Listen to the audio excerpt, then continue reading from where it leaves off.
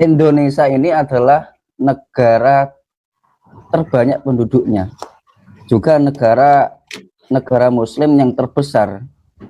Namun itu hanya angka, mayoritas demografis tidak otomatis berarti mayoritas epistemik, ekonomi atau institusional. Pertanyaannya gini Pak Guru ya, sudah berapa besarkah kontribusi Indonesia ini, terutama umat Muslim ya, berkontribusi untuk Indonesia? Sebenarnya begini, berapa banyak kontribusi Muslim terhadap Indonesia itu sangat besar tentu saja. Kita tidak bisa membayangkan bagaimana Indonesia tanpa Muslim, dan kita juga tidak mungkin bisa menemukan sejarah Indonesia yang tidak terkait dengan Muslim. Sehingga dalam hal ini tentu saja peradaban Islam dan kaum Muslimin itu memiliki peranan yang sangat-sangat signifikan. Sedemikian sehingga sejarah antar kita dalam tanda kutip itu tidak bisa dipisahkan gitu. Nah, cuman yang harus kita pikirkan bersama itu adalah bahwa peradaban Islam yang besar dan agung itu sekarang itu diklaim oleh pihak-pihak tertentu untuk mendapatkan keuntungan pribadi. Jadi yang berjuang itu adalah nenek moyang mereka, tetapi yang mengklaim itu adalah anak cucunya gitu. Jadi kalau misalkan sekarang ada di antara kaum muslimin yang melakukan tindakan kekerasan atau tindakan yang memalukan, misalkan ada pesantren yang melakukan pelecehan dan sebagainya, maka mereka itu justru menjadikan nenek moyang mereka itu sebagai bumper. Mereka mengatakan, kamu nggak tahu ya bahwa pesantren itu yang bikin peradaban di Indonesia, kamu nggak tahu bahwa pesantren itu yang memerdekakan Indonesia dan sebagainya gitu. Jadi leluhur-leluhur kita yang memiliki kontribusi yang sangat luar biasa terhadap menjadi adanya Indonesia itu justru menjadi semacam tameng perlindungan terhadap kritik-kritik terhadap orang-orang yang menyimpang di Indonesia. Jadi kaum muslimin itu, saya pernah mengatakan di banyak sekali kesempatan, kaum muslimin itu sekarang mengalami sindrom romantisme yang berlebihan terhadap masa lalu gitu. Jadi setiap mereka ditanya, lu kontribusi terhadap peradaban apa? Jadi kaum muslimin kan nggak bikin WA, kaum muslimin kan nggak bikin chat GPT, kaum muslimin itu nggak bikin komputer dan lain sebagainya. Maka mereka itu lari ke masa lalu, lari ke leluhur mereka. Mereka mengatakan bahwa, tapi kan komputer tidak mungkin bisa terbentuk tanpa adanya Al-Jabar, yang itu adalah bikinan Muslim dan seterusnya gitu. Nah, ini juga sama persis seperti itu. Jadi kaum muslimin di Indonesia itu banyak. Kaum muslimin di Indonesia itu memang menjadi bagian integral dari Indonesia. Tetapi begitu mereka mendapatkan kritikan, ya kritik itu seharusnya mereka sikapi untuk membangun bangsa dan negara, justru malah mereka jadikan sebagai alat untuk membenarkan kesalahan, dan kemudian mereka bawa nenek moyang mereka itu untuk membenarkan kesalahan-kesalahan mereka. Ini lumrah terjadi di Indonesia, dan kita tuh akhirnya sulit sekali untuk maju. Saya bilang misalkan kemarin di sebuah video, saya katakan, kenapa sih saya tuh mengkritik terus pesantren gitu? Saya tuh mengkritik pesantren karena saya tuh ingin pesantren tuh seperti dulu. Jadi saya tuh membela pesantren sebenarnya. Saya membela pesantren dalam hal misalkan ya, pesantren itu kan adalah gerbang menuju Indonesia modern. Jadi dalam pernyataan-pernyataan Reclef di buku-bukunya itu dikatakan bahwa awal mula Indonesia modern itu adalah ketika Islam masuk. Kenapa Islam masuk dijadikan sebagai pintu gerbang Islam modern? Karena pesantren. Karena pesantren itu yang dulunya adalah ngajarin orang-orang Hindu dan Buddha hanya pada kasta-kasta tertentu, sehingga baca tulis di Indonesia itu bukan budaya. Kemudian sejak pesantren masuk, sejak Islam masuk, maka baca tulis itu bisa dimiliki oleh seluruh rakyat, dan karena itu Indonesia itu masuk zaman modern, zaman literasi.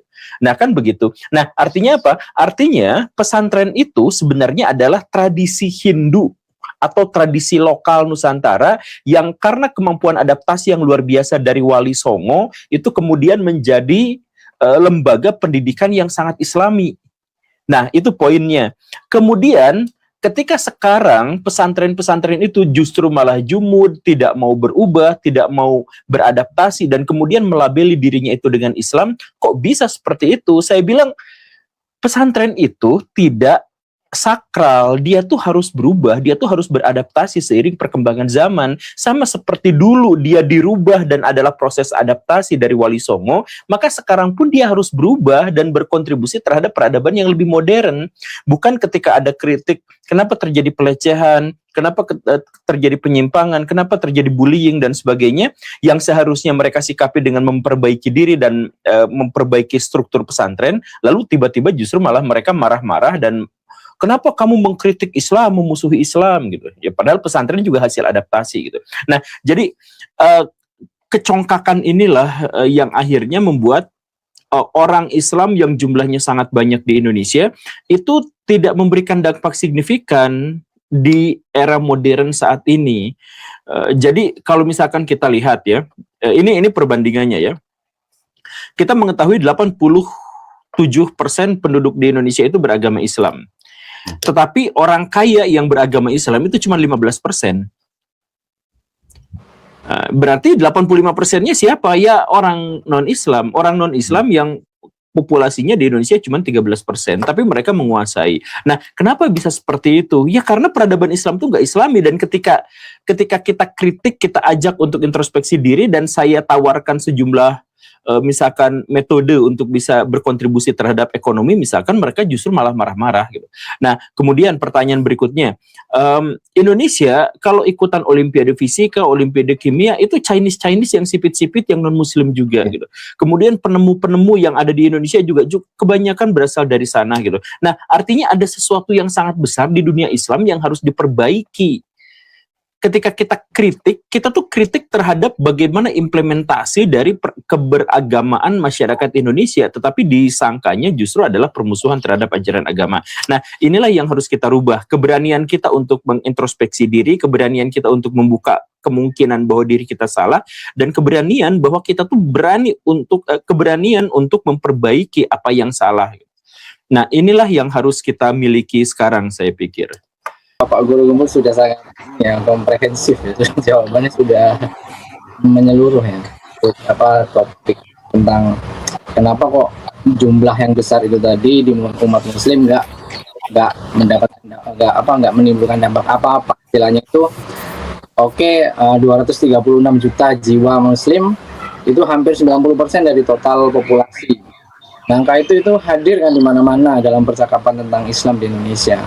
Disebut negara mayoritas Muslim, bahkan kita bangga ngomong seperti itu. Nah, kadang seperti seorang yang terus nyebutin nilai ujian gitu dari 10 tahun lalu karena tidak ada prestasi baru yang bisa diceritakan.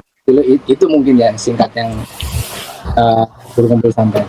Nah, pertanyaan yang jarang itu kan so what gitu. Terus apa? Kok tidak banyak Muslim. Nah, di bidang pemikiran global saya coba ambil satu sudut pandang berbeda. Di bidang pemikiran Islam global misalkan, Indonesia itu hampir nggak terdengar.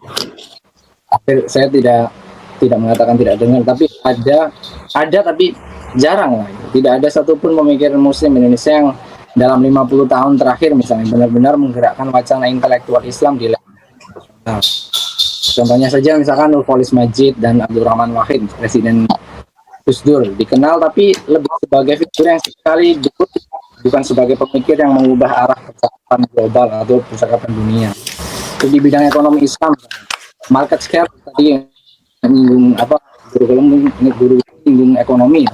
Jadi market share perbankan syariah Indonesia hanya 7,72% dari total perbankan nasional di tahun 2024. Negara dengan populasi Muslim terbesar di dunia belum mampu membangun ekosistem ekonomi Islam yang besar juga atau yang proporsional lah, atau bahkan di Indonesia sendiri yang mayoritas Muslim tadi itu disebutkan orang kaya itu hanya segelintir saja dan bukan orang Muslim kebanyakan. Kemudian kontribusi terbesar Indonesia untuk dunia Islam selama ini itu bukan bentuk pemikiran, bentuk ekonomi, bukan ilmu pengetahuan gitu loh. Itu bentuknya itu hanya misalkan kayak perdamaian, plural, demokratis kayak gitu. Perdamaian pun agak kayak kemarin ada perang Iran dan Amerika kan juga bisa akhirnya umat Islam kontribusinya terhadap perdamaian akhirnya bisa diragukan juga gitu. Tapi itu pun kalau kita mau jujur, itu lebih merupakan warisan yang dikelola daripada capaian yang sedang dibangun. Itu udah warisan dari zaman. Lalu saya mencoba untuk melihat itu dari sisi yang berbeda. Mungkin Ibu bisa merespon ya. Apakah indikator yang kita pakai itu sudah betul gitu. Misalkan seperti market share perbankan syariah yang rendah tadi ya, yang saya sebutkan itu sebagai cermin kelemahan kita, atau tanpa menyebut regulasi dan ekosistem finansial Indonesia yang memang tidak pernah dirancang dengan niat serius untuk membesarkan ekonomi syariah misalkan. Terus kemudian minimnya Indonesia di bank intelektual global disebut gagal, atau mempertanyakan apakah panggung itu sendiri netral atau sudah lebih dulu diatur oleh kepentingan atau bahasanya itu epistemologi tertentu yang tidak ramah terhadap suara dari apa yang dan ada yang tidak disebut sama sekali. Misalkan model Islam Indonesia yang damai dan plural itu bukan hal kecil gitu. Di banyak bagian dunia hidup dengan perbedaan keyakinan harus menyelesaikan dengan kekerasan itu masih merupakan kemewahan kan yang belum tercapai. Kalau ukurannya hanya jurnal indeks atau market share misalnya, maka yang dinilai bukan kontribusi Indonesia, melainkan seberapa mirip si Islam Indonesia dengan standar yang ditentukan oleh milik Islam gitu. Karena itu kan kebanyakan kan sekuler atau sosial atau liberalis gitu. Lalu maka pertanyaan yang mungkin saya ingin lempar gitu ke Guru Membul, bukan sudah berkontribusi apa gitu, tapi pertanyaan lebih berguna adalah apakah umat Islam ini sudah punya cara nih untuk menilai kontribusinya sendiri yang tidak sepenuhnya meminjam alat ukur dari luar. Karena selama ini kan alat ukurnya dipinjam seluruhnya nih dari indikator global gitu, terus misalkan ekonomi global, terus standar akademik barat gitu. Dari narasi negara yang dipoles dengan baik.